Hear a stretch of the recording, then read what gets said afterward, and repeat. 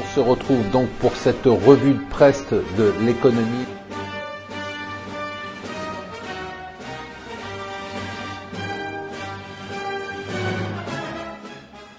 Bonjour et bienvenue sur Mon Financier pour la revue de presse de l'Écho. Nous sommes le vendredi 28 avril. Ce qui est très étonnant, c'est donc Mario Draghi. Mario Draghi qui résiste, comme nous disent les Échos, à l'Allemagne. C'est très étonnant parce que ce qu'il dit globalement, c'est pour l'instant, je ne change pas la politique. Elle restera extrêmement laxiste et accommodante. Ce qui est très étonnant surtout, c'est qu'il résiste à l'Allemagne. C'est-à-dire que l'Allemagne, quand même, c'est la première puissance européenne, bien évidemment, qui est dans une situation plutôt confortable. L'Europe va mieux.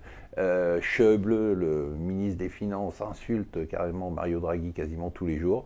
Et Draghi, lui, résiste. Je n'aurais jamais pensé voir dans ma vie une banque centrale européenne totalement indépendante de l'Allemagne. Alors ça, vous allez le voir partout, c'est les 100 jours de Donald Trump. Alors c'est pas la peine de lire les articles, ils disent tous la même chose, qu'en gros, il n'a rien fait, que c'était totalement désordonné, que c'était le chaos, qui crie beaucoup, qui tweet beaucoup, mais qui ne fait rien de concret. Et d'ailleurs, il commence à y avoir beaucoup de dossiers, notamment un très beau dossier dans le Wall Street Journal sur la Next US Tax Battle, la prochaine bataille des impôts aux États-Unis.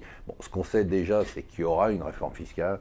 Ce qu'on sait aussi, c'est que ce ne sera pas de l'ampleur souhaitée par Donald Trump, mais ça sera quand même une réforme fiscale. Et ça risque d'être quand même assez intéressant. Ça sera vraiment à suivre. Ça va être le sujet des semaines qui viennent.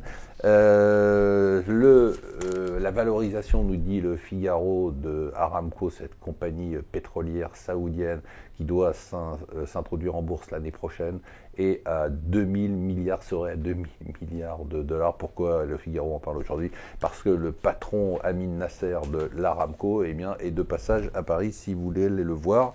Enfin, Trump explique à Jimmy Carter, c'est celui qui aime bien servir un peu de conciliateur, faire la paix avec les uns avec les autres, et qui a servi d'intermédiaire à certains moments entre la Corée du Nord et les États-Unis. Trump avertit Carter: ne te mêle pas de cette histoire avec la Corée du Nord ou tu vas avoir affaire à moi.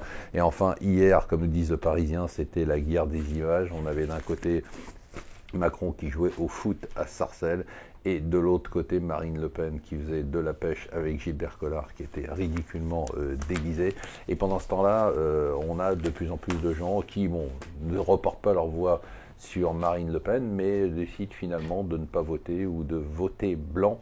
Alors tout va dépendre du score. Alors, a priori, toujours les sondages sont favorables à Macron, il ne devrait pas y avoir de surprise.